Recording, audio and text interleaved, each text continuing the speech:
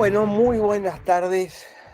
Vamos a continuar con nuestro estudio, con nuestra odisea. Espero que puedan ir juntando todos estos datos y entendiendo esta visión que estamos tratando de transmitir. Voy a ver si hoy puedo terminar con las preliminares. Es decir, que eh, hoy les tengo que dar algunos conceptos que van a ayudar a poder entender eh, todo el estudio más profundo. Básicamente consiste casi en definiciones bíblicas de cosas que las mencionamos todo el tiempo y que no siempre sabemos de qué se trata. Entonces, hoy voy a estar dando esto. Si Dios mediante, el lunes próximo creo que vamos a empezar ya con un material muy especial y muy a fondo que va a traer muchas más novedades todavía por si lo que hemos visto no les trajo suficientes novedades.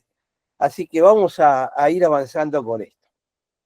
Les voy a compartir un poquitito el tema que nos va a convocar hoy, que les decía, se trata de definiciones casi bíblicas.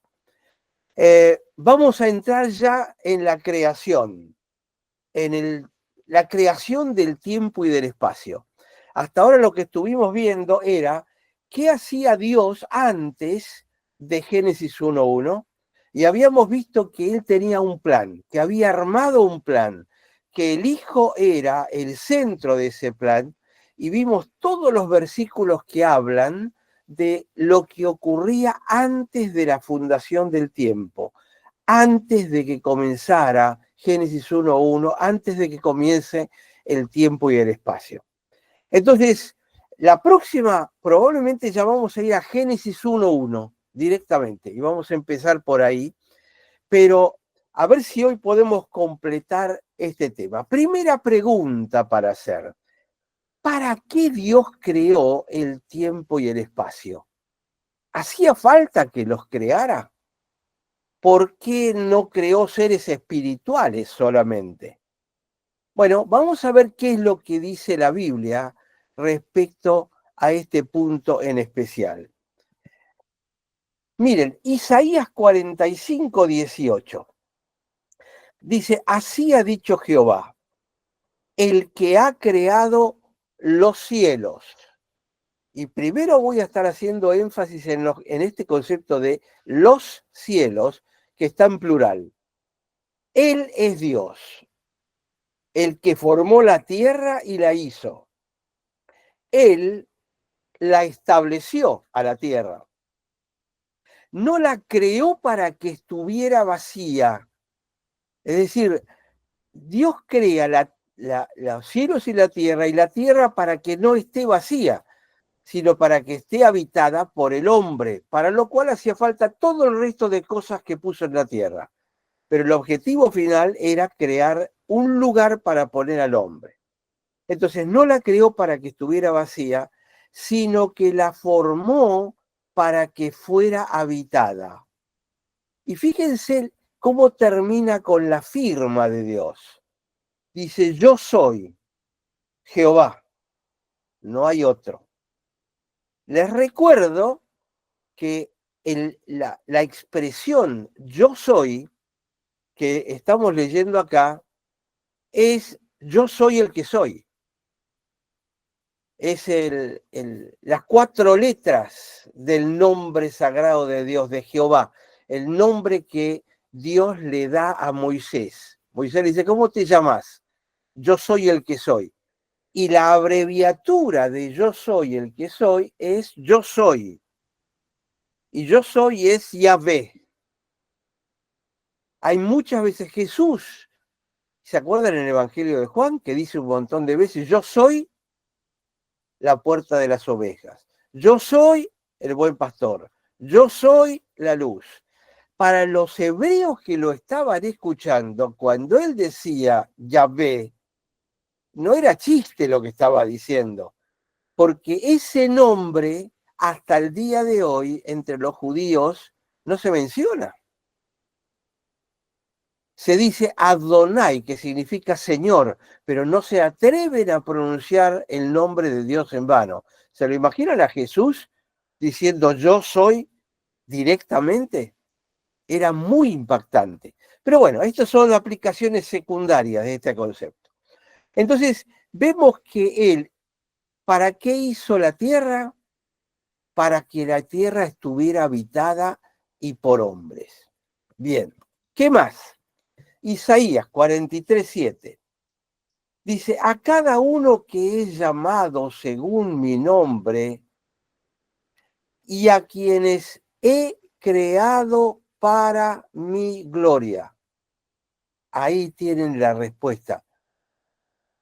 ¿Para qué Dios crea los cielos y la tierra?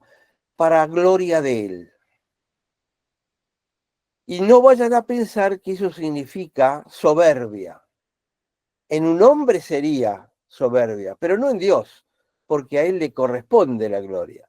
Entonces, Él lo necesitaba, Dios no necesita nada, pero Dios quería crear esto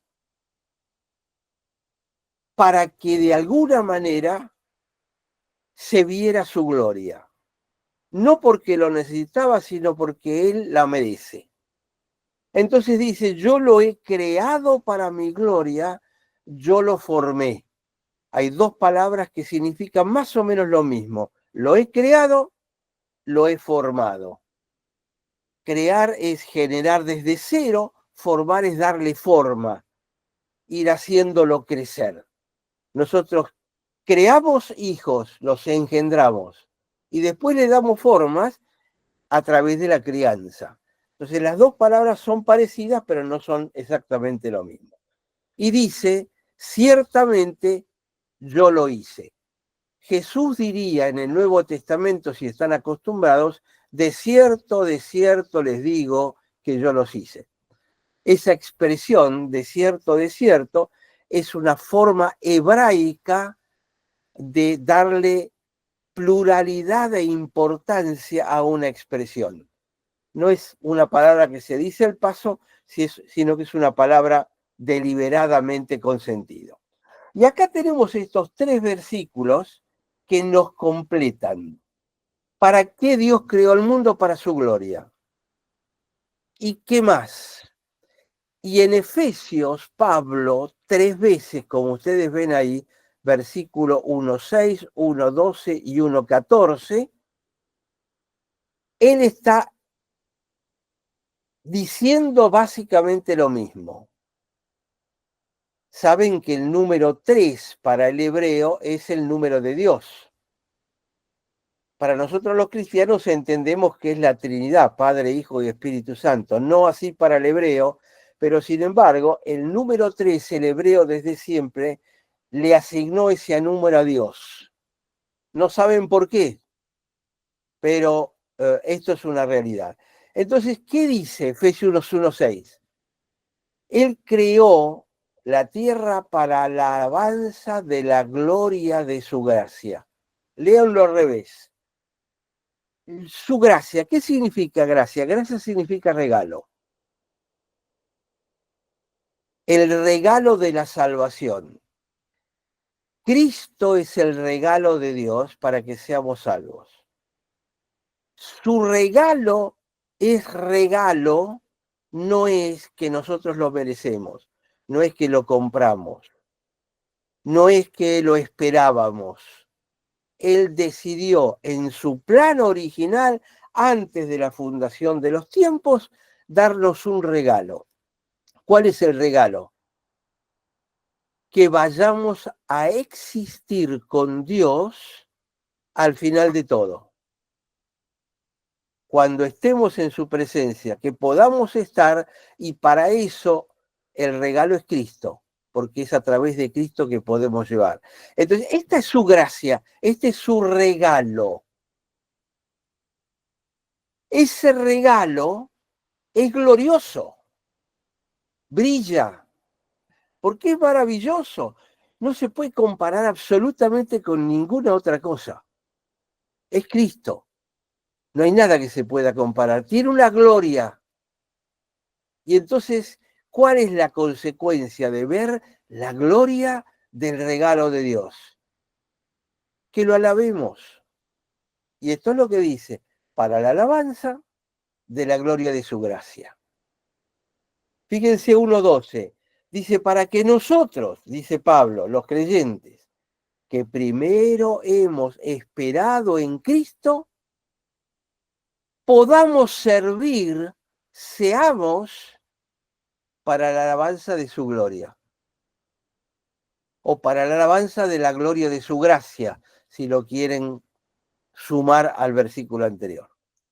Y Efesios 1:14 está hablando de Cristo, que dice, y del Espíritu Santo, quien es la garantía de nuestra herencia para la redención de lo adquirido. ¿Para qué? Para la alabanza de su gloria, para la alabanza de la gloria de su gracia. En definitiva, ¿para qué crea Dios entonces la dimensión temporoespacial? ¿Para qué existe el espacio-tiempo? Para revelar la gloria de Dios y como consecuencia de esa gloria ser alabado. ¿Por qué? Porque lo merece. Así que esta es la razón por la cual se crea.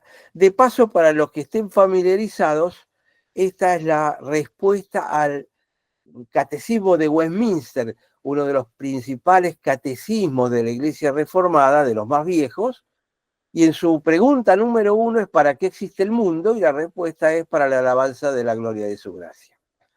Así que es hasta acá la razón. Ahora les muestro este esquema.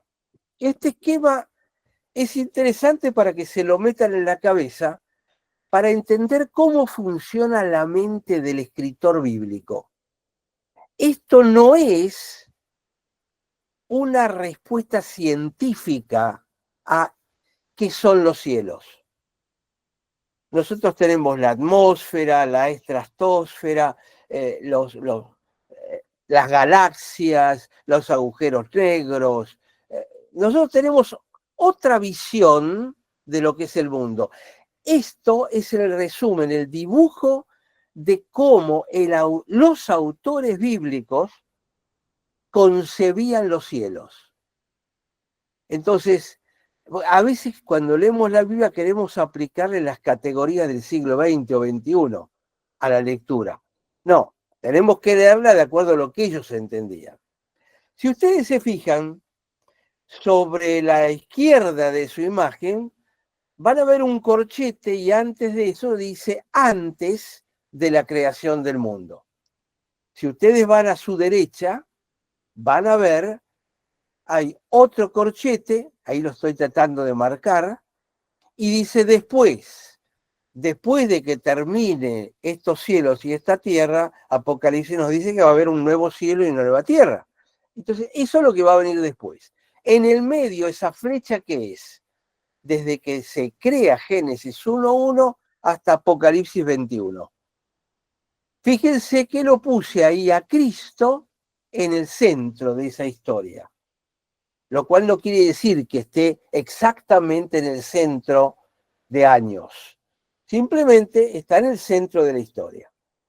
Y fíjense que ahí en amarillo figura el primer cielo, el segundo cielo y el tercer cielo. ¿Cuáles son las definiciones? Y ahora vamos a ir a los versículos para probarlo. El primer cielo es el atmosférico. El primer cielo es el que veo, el azul, el celeste, donde están las nubes, donde vuelan los aviones, donde vuelan los pájaros. Eso es el primer cielo. ¿Hasta dónde llega? Y más o menos. Hasta arriba de las nubes. Hasta donde llega la atmósfera, probablemente. Eso es, para el judío, el cielo en singular, el primer cielo. De ahí para arriba, galaxias, Vía Láctea, agujeros negros, todo lo que ustedes quieran para más allá, de lo visible, de todo lo que el telescopio Hubble puede agarrar, puede ver, todo eso para el hebreo bíblico es el segundo cielo. Es todo lo material, todo lo invisible que está más allá del primer cielo. ¿Y qué es el tercer cielo? Literalmente el tercer cielo no es un lugar, sino es la dimensión de Dios. Es ahí donde existe Dios. Es ahí donde existía Dios antes de la fundación de los tiempos. Es decir, cuando Dios dice creó los cielos y la tierra, no creó el tercer cielo, creó el primero y el segundo cielo y la tierra, porque el tercer cielo es donde Él ya estaba. ¿Se entiende? Entonces, este tercer cielo es lo que también se llama paraíso, o es el lugar donde nosotros, cuando resucitemos con Jesús, vamos a estar en el tercer cielo, que es una dimensión diferente que está afuera del tiempo y afuera del espacio. No lo podemos imaginar, nuestra mente no lo permite, nuestra mente está preparada para el tiempo y el espacio, no está preparada para entender lo que es la eternidad. Hoy voy a mostrarles cómo se entiende la eternidad desde el punto de vista bíblico. Pero el tercer cielo es la dimensión de Dios. Yo con la gente joven uso mucho esa terminología. Les digo que Dios es un ser de otra dimensión, de la dimensión más alta, si quieren definirla, de la dimensión más importante, la dimensión que existía antes de que se creara el espacio-tiempo, o la tercera dimensión, si ustedes quieren. Alto, largo, ancho. Si quieren agregarle el tiempo, las 4 dimensiones, 3 de espacio y 1 de tiempo. Todo eso forma parte de Génesis 1:1. Pero la dimensión de Dios, ese tercer cielo, es algo que no lo podemos concebir y es donde Dios existía previamente. Y ahí les he puesto un cartelito que dice la creación de los ángeles, que es previa a Génesis 1:1. Lo vamos a ver en un futuro. Y ahí les puse la creación del hombre. ¿Por qué? Porque primero crea Dios los cielos y la tierra, el mar, separa el mar, crea los animales y después recién crea al hombre. Entonces le puse una especie de espacio ahí como para que se den cuenta que Dios no arrancó creando al hombre, arrancó creando las condiciones necesarias para poder poner el hombre en ese lugar. ¿Está? Este es el esquema general. Vamos entonces a los versículos de los cielos, de la estructura del universo. Vamos a los cielos.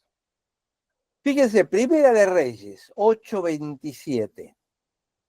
Dice, pero ¿es verdad que Dios ha de habitar sobre la tierra? En realidad esto lo hizo cuando Jesús vino a caminar por este mundo, vino a habitar sobre la tierra. Ahora, el autor bíblico dice, ¿es verdad que Dios ha de habitar sobre la tierra? He aquí los cielos y los cielos de los cielos, ¿ven? Ahí está mencionando el primer cielo, los cielos es el primer cielo, y los cielos de los cielos es el segundo cielo. No te pueden contener. Es decir, para el autor bíblico, Dios es tan grande, ¿cómo va a meterse dentro del tiempo y del espacio? Dios es demasiado grande para estar acá. Esto es el mismo concepto que tienen los islámicos de Alá. Por eso ellos citan esa frase, Dios es grande. y no pueden aceptar que Dios haya podido estar en Jesús. Dicen, Él es tan grande, ¿cómo se va a meter adentro de un cuerpo? El autor bíblico dice, ¿cómo se va a meter dentro del primer y del segundo cielo? Es mucho más grande. Entonces dice, cuánto menos este templo que he edificado. Acá lo tienen a Salomón diciendo que Dios venga a habitar. Es imposible, Dios le había construido el templo. Dice, este templo es hermoso, es fantástico, es el templo más lindo que hubo, pero Dios no puede entrar acá. Los cielos y los cielos de los cielos no lo pueden contener. Este templo es muy poca cosa para contenerlo, porque Dios es demasiado grande. Esto era la mentalidad del escritor. Fíjense en Génesis 15:5, Dios lo lleva a Abraham afuera de la tienda a mirar el cielo, lo lleva afuera y le dice, mira ahora los cielos, plural. Es decir, mira el primer cielo, donde están las nubes, y cuenta las estrellas. Las estrellas pertenecen al segundo cielo. Es decir, que Dios está diciéndole, mira al primer cielo y al segundo. Al tercero no lo podía ver, por supuesto. Contá las estrellas si las podés contar. ¿Las podés contar? Y no, en una noche oscura, porque no había luz artificial, si ustedes vieron lo que es el cielo, es imposible contar las estrellas. Imagínenselo a Abraham mirando para arriba, viendo ese, dice, así va a ser tu descendencia. Difícil de creer, pero Abraham lo creyó. Próximo versículo, fíjense Deuteronomio, capítulo 17, acá son 2 versículos, 2 y 3. Dice, cuando se hallare en medio de ti en alguna de tus ciudades que Jehová tu Dios te da, hombre o mujer que haya hecho mal ante los ojos de Jehová tu Dios, traspasando su pacto, que hubiere ido y servido a dioses ajenos, si hubiera inclinado a ellos, ya sea al sol, a la luna, o a todo el ejército del cielo. Acá entran todos los hechiceros, todos los adivinos, los que hacen horóscopo, todos los que tiran el tarot, son todos ocultistas, son todos gente del mundo oculto. Dice, cualquiera que hubiere ido y servido a esos, a todo el ejército del cielo, lo cual yo he prohibido. Dios es muy claro con esto. ¿Qué significa? Cuando miramos el cielo, les habrá pasado que uno se asombra de ver tanta grandeza. Y la tendencia del hombre es inmediatamente a buscar, bueno, voy a adorar al sol, Ra para los egipcios, o a la luna, Isis, también en Egipto, o al ejército del cielo, que significa adorar a las estrellas, adorar a los ángeles, cualquiera sean ellos, adorar a seres espirituales, cualquiera de esos. Dios es muy claro. Dice, no se confundan, una cosa soy yo, otra cosa son los cielos y lo que en ellos hay. No hay ni punto de comparación con todo eso. Les prohíbo que le presten atención al primero o al segundo cielo, porque yo soy mucho más que eso. Es básicamente lo que está diciendo acá Moisés en Deuteronomio. Apocalipsis 11:19. Dice, y el templo de Dios fue abierto en el cielo. Literalmente ahí la palabra es, fue abierto en los cielos, pero está hablando de los cielos, en el tercer cielo, el templo de Dios. Déjenme al margen decirles esto.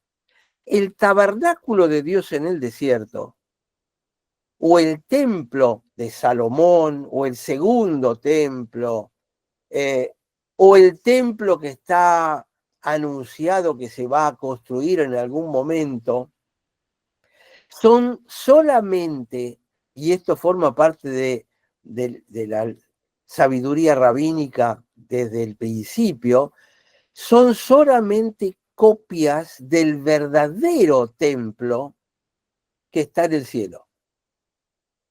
Es decir, todo lo que vemos con detalles, mira esta madera y tiene que estar esto acá y esto de oro y esto, ¿por qué tanta perfección? Porque es una copia de lo que hay en el cielo.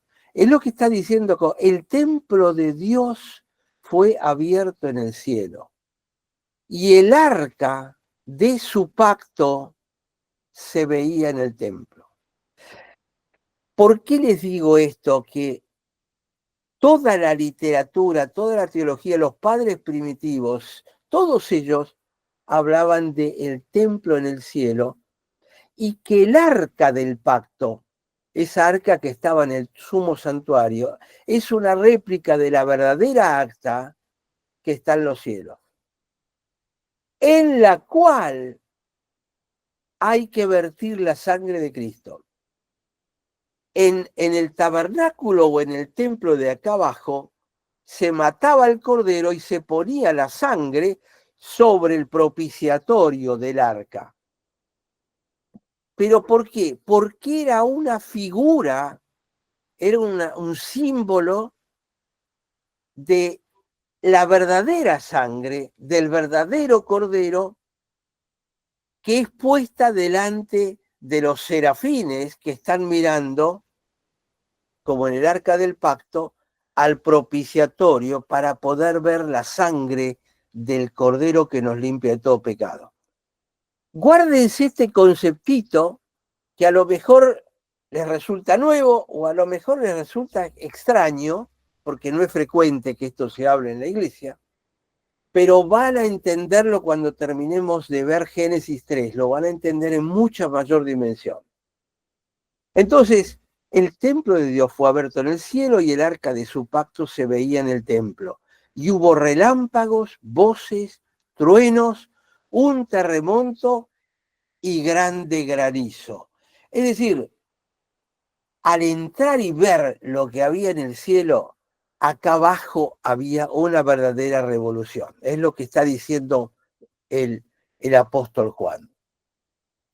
Nehemías 9:6 dice, tú eres Jehová, y tú hiciste los cielos, el primero, los cielos de los cielos, el segundo, y todo su ejército.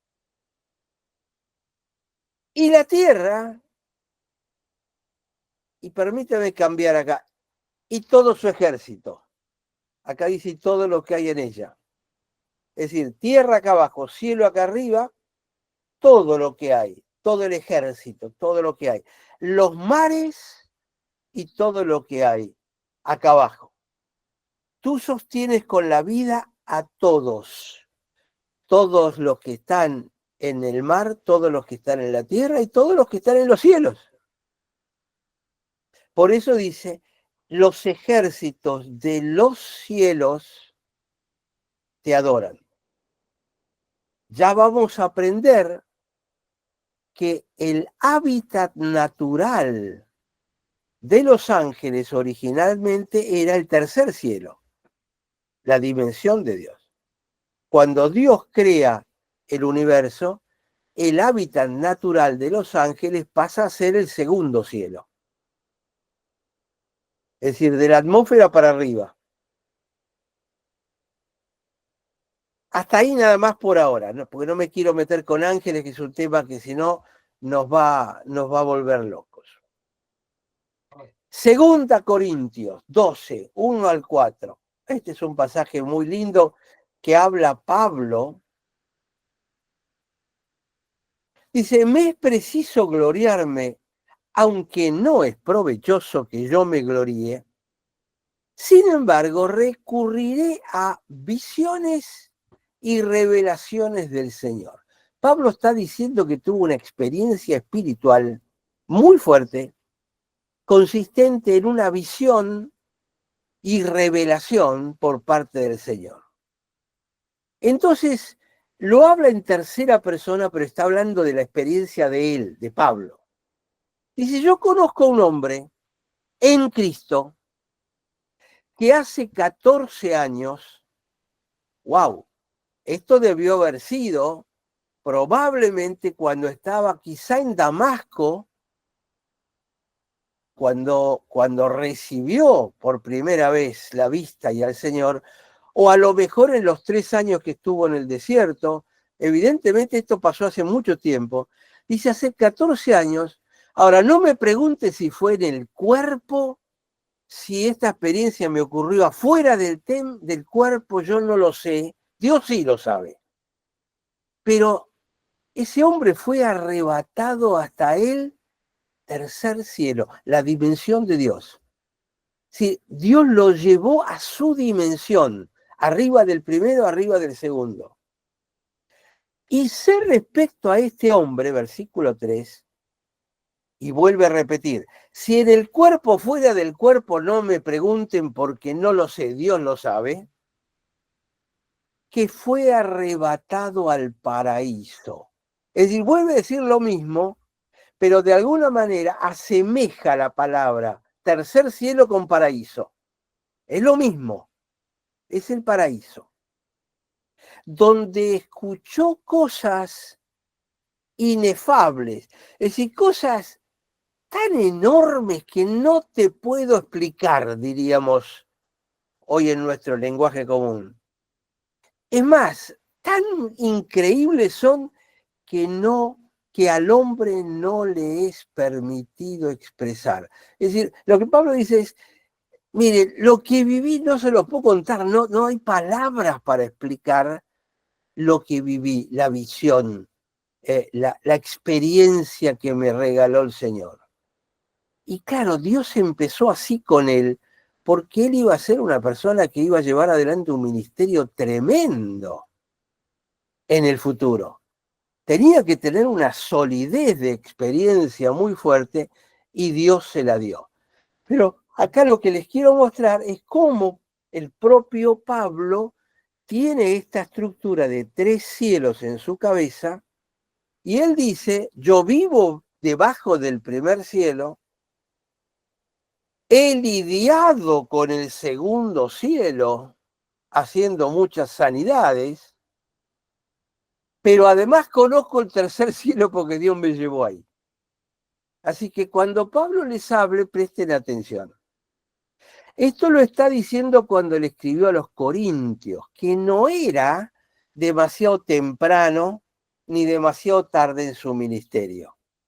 Después de esta experiencia, les va a ser mucho, o de entender este concepto, les va a ser mucho más fácil entender 3 epístolas de Pablo, que son las que están más cercanas del tercer cielo, que son Efesios, Filipenses y Colosenses.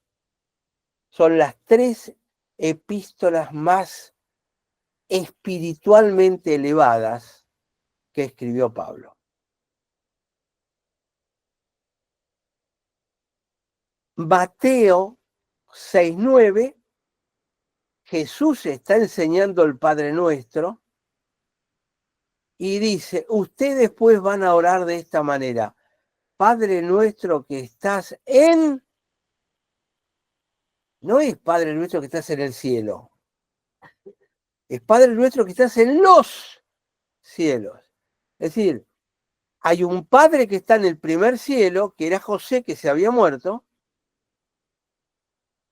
y hay un Padre que está en el tercer cielo. Entonces, ustedes cuando oren, no le oren a ninguno que esté en el primer cielo ni en el segundo cielo. Padre nuestro que estás en los cielos, está refiriéndose al tercer cielo. Primero, porque estás en el tercer cielo, que sea santo tu nombre, santificado sea tu nombre. Pero quiero mostrarles cómo aún en el Padre Nuestro está este concepto de los tres cielos. Hebreos 8:1, cuando Cristo resucita y asciende a los cielos, dice: ahora bien, el punto principal de lo que se ha dicho es este: tenemos tal sumo sacerdote, el cual se ha sentado a la diestra del trono de la majestad. ¿Dónde? En el tercer cielo, en los cielos. Ahora, fíjense, el sumo sacerdote entraba una vez por año, no sin sangre, en el sumo santuario, en el de acá abajo. Cristo, llevando su sangre, entró en el verdadero sumo santuario, allá arriba, pero no para pararse y tirar la sangre arriba del propiciatorio, sino que por haber entrado con su sangre, eso le dio el derecho de sentarse a la diestra del trono del Padre. Es decir, a ejercer la función de rey. Por eso él ahora es Rey de Reyes y Señor de Señores. Ahora voy a entrar en el tiempo, pero antes de pasar al tiempo vemos si vino alguna pregunta o más o menos ha quedado claro. Ahora, se dan cuenta cómo esta palabra de los cielos se aplica en un montón de lugares, ¿no? Muchas gracias, Aldo. Por ahora no, pero sí Bien. recordarles que está habilitado WhatsApp y también el chat de Meet. Y una pregunta en realidad mía. Sí. Aprovecho ya mientras. ¿Dónde estarían, digamos, las preguntas, las palabras del Raquía y el Shamahim? Si las vamos a ver más adelante o las vemos en este contexto. Sí, las vamos a ver más adelante cuando entremos en Génesis capítulo 1, versículos 6, 7, 8, por ahí. Bien, ahora sí tenemos una pregunta y ya se está habilitando. La transfiguración, ¿dónde fue? La transfiguración en el Monte Hermón en el primer cielo. Lo que pasa es que, ¿vieron esas películas de ciencia ficción donde se conecta la Tierra con el cielo, con otro universo? Es algo así lo que pasó. Por eso las vestiduras de Jesús brillaban tanto. Y por eso aparecen Elías y Moisés y se paran al lado. Les voy a explicar el concepto de tiempo en un segundo. La dimensión de Dios es una dimensión que está más allá del tiempo. En la dimensión de Dios no hay tiempo ni hay espacio. Es decir, no hay aquí, no hay allá. No hay antes, no hay después. Es como que es todo un presente continuo. Y sin embargo pasan cosas, lo cual implica cierta clase de tiempo. ¿Lo entienden? Y la respuesta debe ser no, no lo entiendo. Claro, no lo podemos entender porque es otra dimensión. Es como que es imposible abarcarlo con la mente. Pero básicamente, cuando yo me muero, no tengo que ir a esperar el juicio de Dios. Yo entro en la dimensión espíritu en ese momento. ¿Pero cómo en eso? Sí, y el juicio y mi destino final, no tengo que estar esperando a que termine la historia humana para que venga el juicio. ¿Por qué? Porque yo estoy entrando en el tercer cielo. Y Cristo es el que está ahí esperando. Ahora, si esto lo tratamos de entender, es imposible. Por eso, el próximo punto que quiero compartirles es el concepto del tiempo en la Biblia. El olam hebreo. ¿Qué es la eternidad? ¿La eternidad es lo mismo que inmortalidad? No. Inmortal significa que no me voy a morir nunca. Y lo vamos a ver cuando estemos estudiando Génesis. Pero eterno significa que está fuera del tiempo. Cuando yo recibo el Espíritu Santo, que es Dios, y que tiene eternidad en sí mismo, porque tiene su dimensión en sí mismo. Cuando yo tengo el Espíritu Santo adentro mío, yo tengo eternidad adentro mío. Y la eternidad adentro mío me conecta, espero no ser demasiado denso con esto, me conecta con el Padre antes de la creación del mundo. Yo también estaba ahí. ¿Dónde? En la mente de Dios. ¿Por qué? Porque estoy en la eternidad, en esa dimensión. Y me conecta con el fin de los tiempos, porque yo estoy ahora en otra dimensión que abarca todos los tiempos. Doctor, lo interrumpo justo ahí que está respirando, porque tenemos una consulta, porque dice Anabel, por ejemplo, ¿dónde se supone que será el cielo nuevo y la tierra nueva? Esa es una de las preguntas. Bien, Daniel dice, al final de la cosmovisión vamos recién a llegar ahí, así que tengan bien, paciencia. hay que estar presente hasta lo último, ¿no? Andrés dice, Dios creó el mundo desordenado en el Génesis 1:1 o lo creó ordenado. Sí, ¿Pasó algo que no sabemos como para que en el 1:2 la tierra estuviese desordenada y vacía? De sí. manera que no sabemos en realidad cuánto tiempo pasó entre Génesis 1:1 y 1:2. Y La hay otra ansiedad, preguntita más. Y la ansiedad está matando. Sí, vamos a analizarlo. Dios mediante el lunes que viene, si puedo terminar con esto, pero vamos a analizar eso, específicamente esas dos preguntas. Anotarlas, guardarlas allí para cuando bien, llegue el momento, las traemos de nuevo y las ponemos sobre la mesa para contestarlas. bien. La Hay otra otra es, más. Dice Grace. Bueno, hace también una acotación que ama todos estos temas, cada vez se pone más interesante, sí, más como es mi caso, dice, estoy rodeada de familiares que creen en todas las cosas raras, como el horóscopo, constelaciones, etcétera, y trato de responder con mucha sabiduría, con la palabra también, así que agradece a usted, doctor, y sigue escudriñando y aprendiendo, para que Pedro no entre en mí, agrego acá. bien, El pastor Walter tiene una consulta, sí, dice, no todas las traducciones ponen énfasis en los cielos, muchas dicen en el cielo. sí. ¿Es importante esa S? Eh, de alguna manera sí, porque la palabra hebrea es shamaim, que es una palabra en plural. En hebreo toda palabra terminada en im es plural. Así que cuando aparece los cielos, incluso cuando se traduce el cielo, con todos estos pasajes que yo les mostré acá, hoy a la tarde antes de volver a verlos, volví a revisar todos los pasajes en el hebreo originario y en todos están plural, en Shamaim.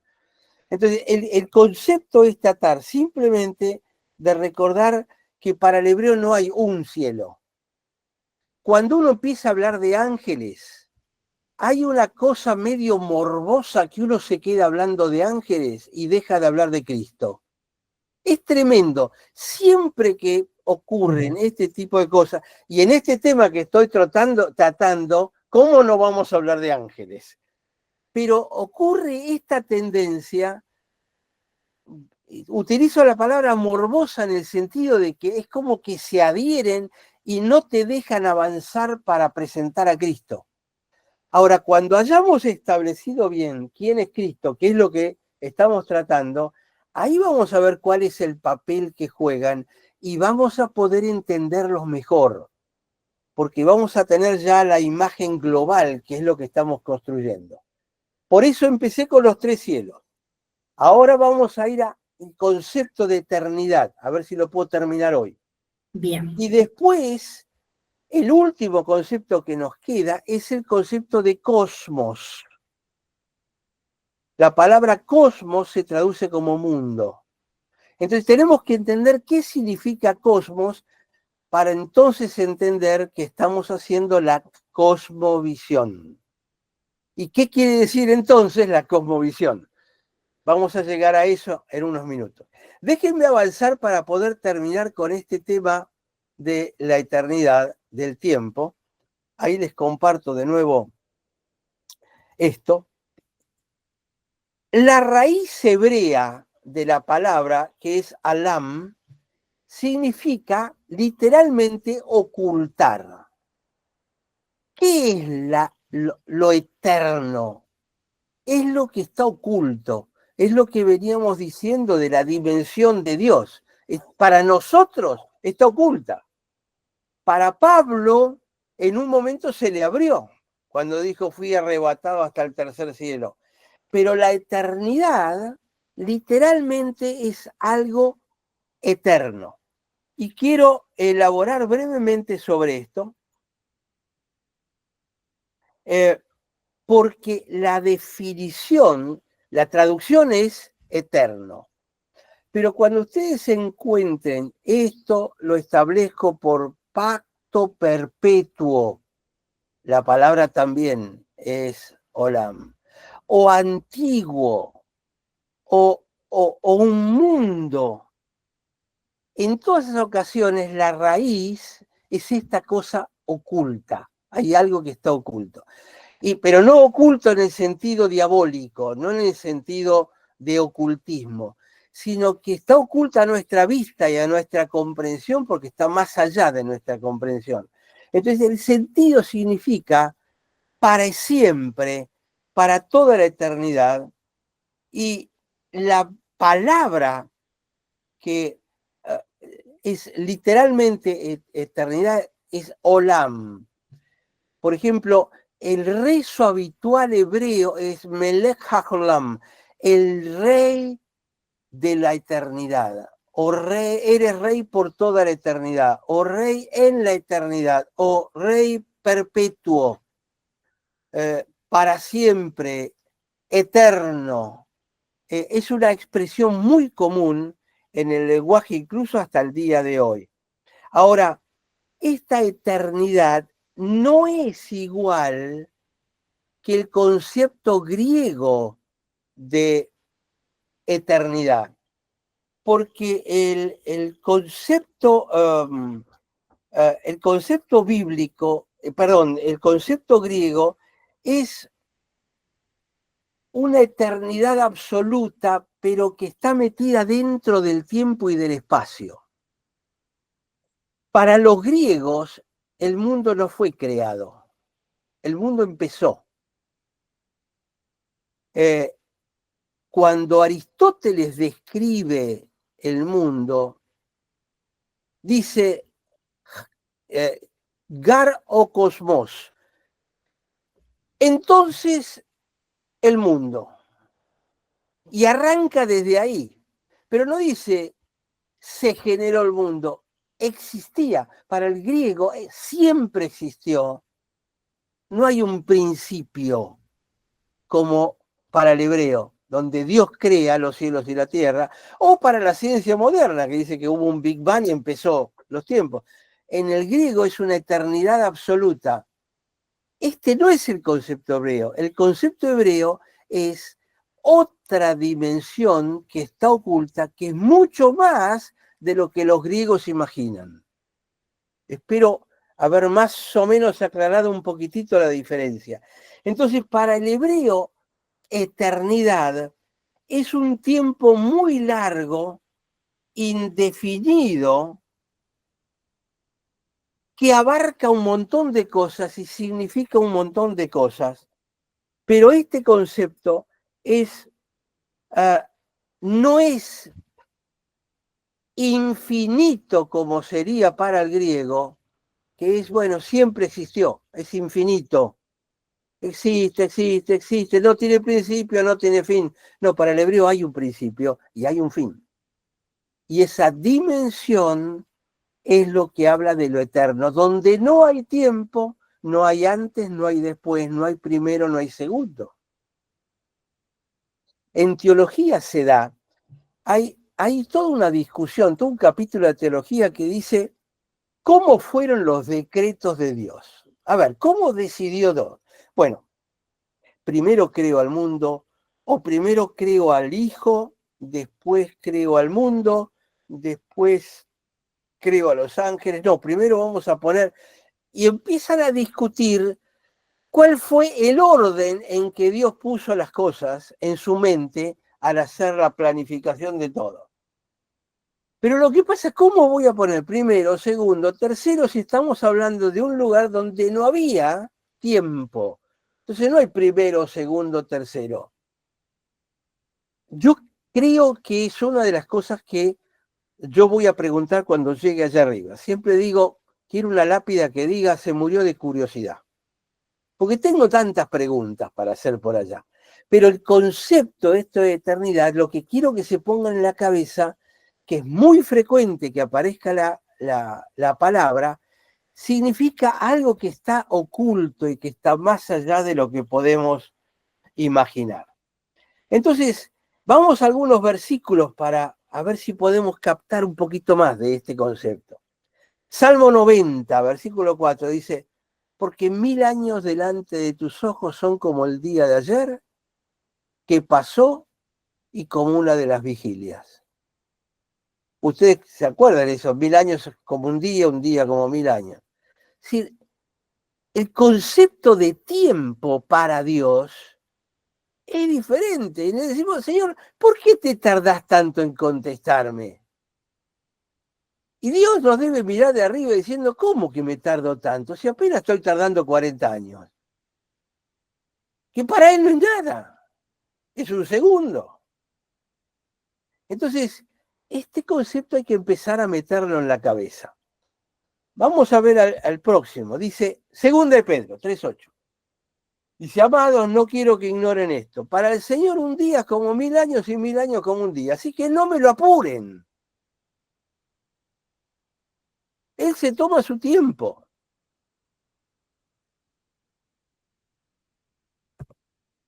Primera de Crónicas. Bendito sea Jehová, Dios de Israel, desde la eternidad hasta la eternidad. Desde qué sé yo cuándo empezó a qué sé yo cuándo va a terminar. Sería una especie de traducción para que podamos entender lo que está diciendo. Y dijo todo el pueblo, amén, y alabó a Jehová. El concepto de eternidad le pertenece a Dios. Entonces la gente dice, amén, lo alaba a Dios y no se pregunta mucho más sobre detalles de esto. Salmo 103 dice, la misericordia de Jehová es desde quién sabe cuándo, desde la eternidad, y hasta la eternidad sobre los que lo temen. ¿Qué quiere decir? Que la misericordia de Dios ya estaba en el corazón de Dios cuando Él estaba planificando lo que iba a hacer, antes de la creación de los tiempos. Y que esa misericordia nos va a acompañar aún después del nuevo cielo y de la nueva tierra de la cual habla Apocalipsis. Y dice, y su justicia se va a aplicar sobre los hijos de los hijos desde la eternidad hasta la eternidad, lo mismo.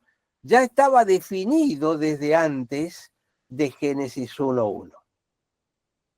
Eclesiastés 3:11 dice, todo lo hizo hermoso en su tiempo y ha puesto eternidad en el corazón del hombre.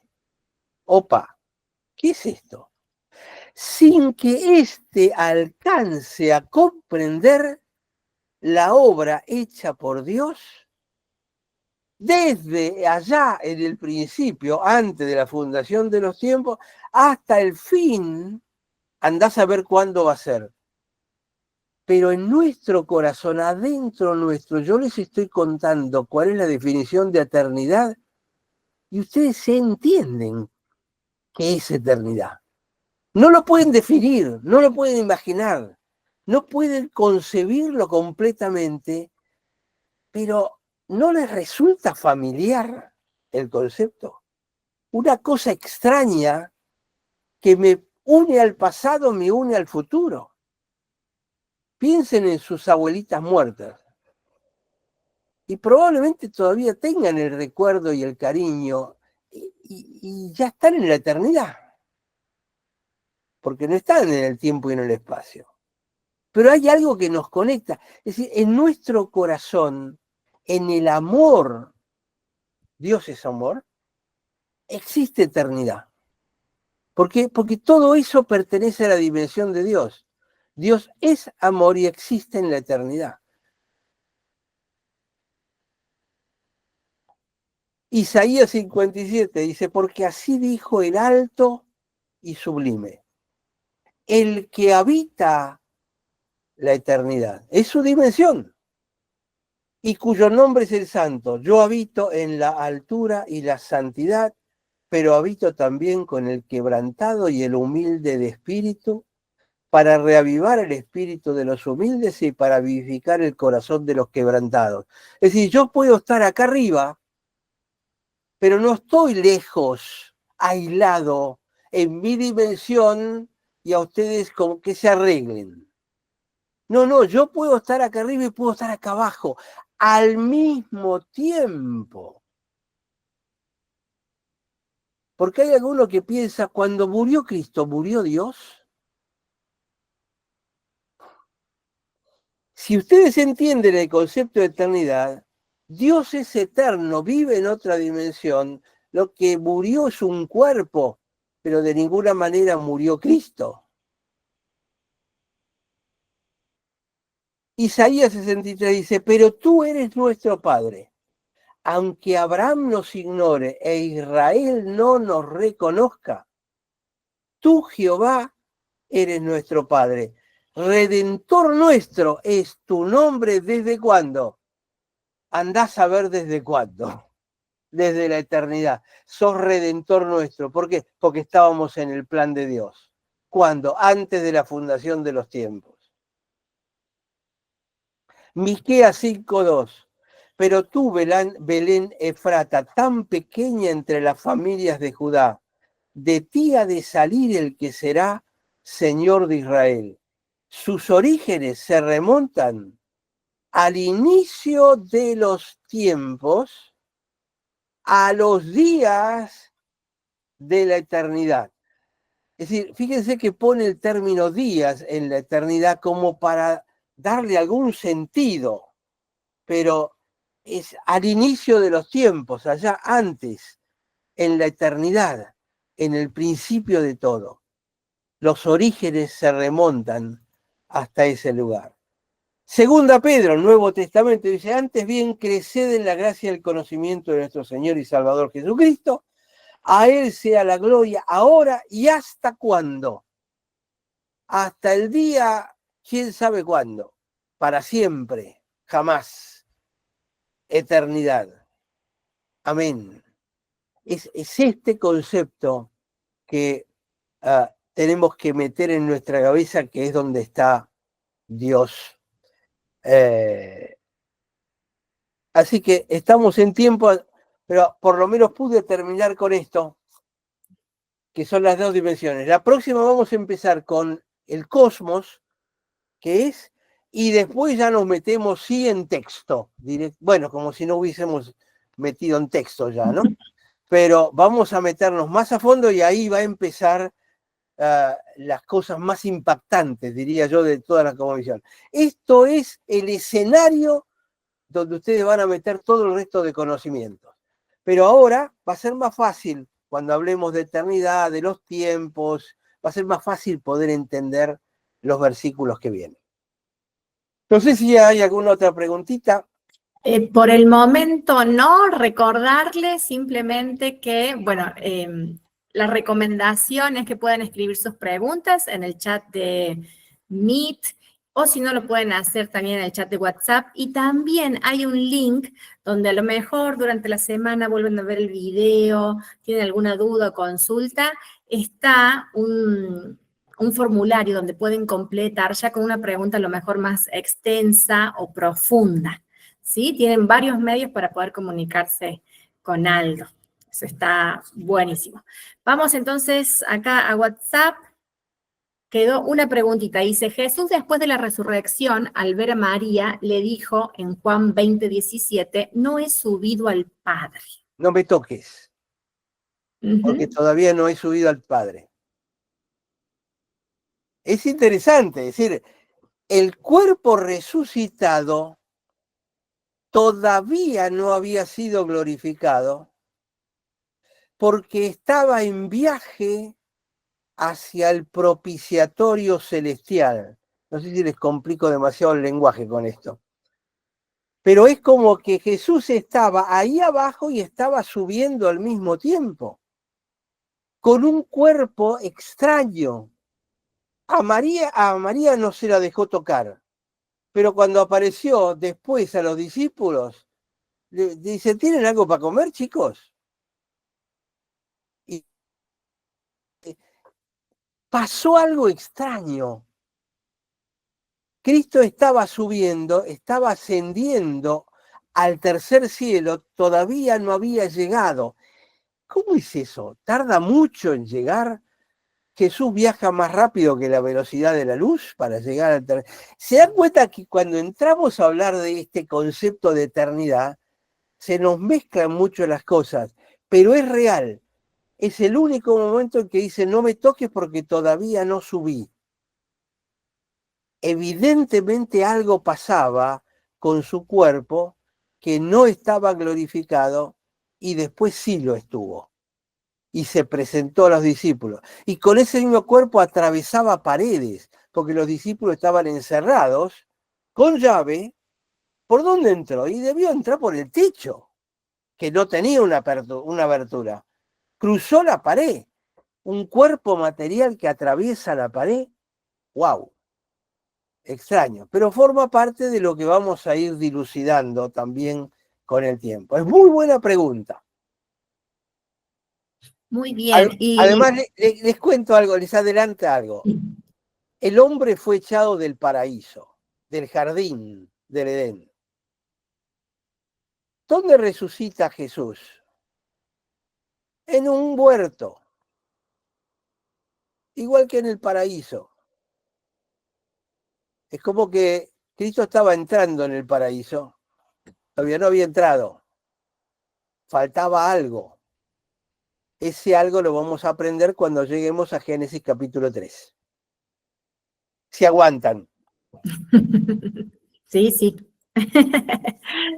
Muchísimas gracias. Sergio había comentado también, se puede decir que es un eterno presente la dimensión de Dios. Exacto, para él es un eterno presente y sin embargo corre el tiempo también, ¿no? Uh-huh. Ahí dice Betty Sí. López, puso al oriente. Sí, sí, sí. Con ese versículo no me extrañaría que estemos 2 sesiones completas, con 3:24. Así que...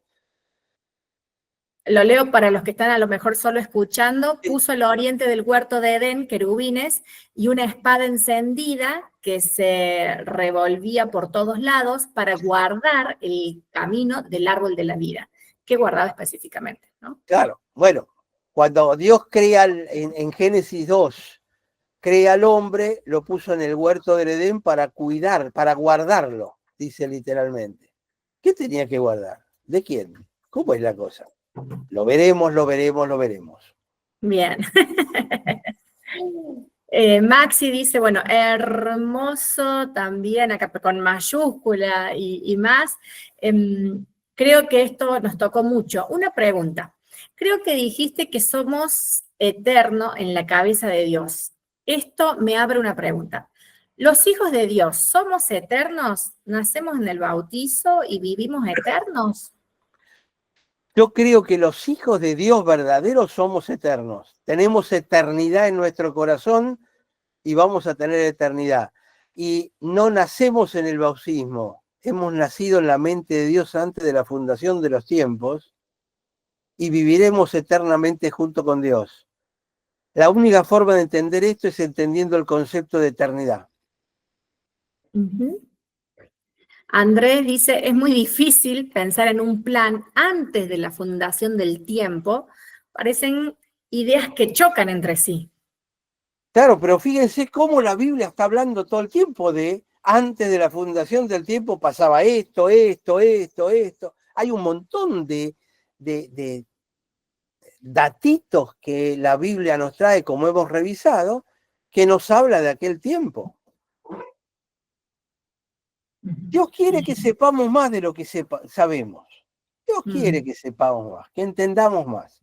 Cuanto más sabemos de Dios, de su plan y de Cristo, más lo vamos a amar y más lo vamos a obedecer. Y esa es la función y la finalidad de la cosmovisión. Cuando yo entiendo la visión de la Biblia y la meto dentro de mi cabeza, me va a ser mucho más fácil obedecer, amarlo, seguirlo y entender lo que me dice que tengo que hacer. Que muchas veces digo, ¿por qué tengo que hacer eso? Apúrate, Dios. Te lo pedí hace 3 meses. ¿Se imaginan lo que es? Yo me imagino a Dios riéndose en el cielo cuando le decimos hace 3 meses que te pedí esto. Bien, bueno, entonces cualquier duda, consulta, acotación, aclaración, lo que sea, recuerden que lo pueden hacer ahora a través de WhatsApp y si no, en el link ya durante la semana. Una más y la última, y ya estamos. Dale. El pastor Víctor Hugo dice, gloria a Dios, la palabra y este estudio impactan mi vida espiritual. Un abrazote, pastor Álvaro. Gracias. Igualmente otro para cada uno de ustedes.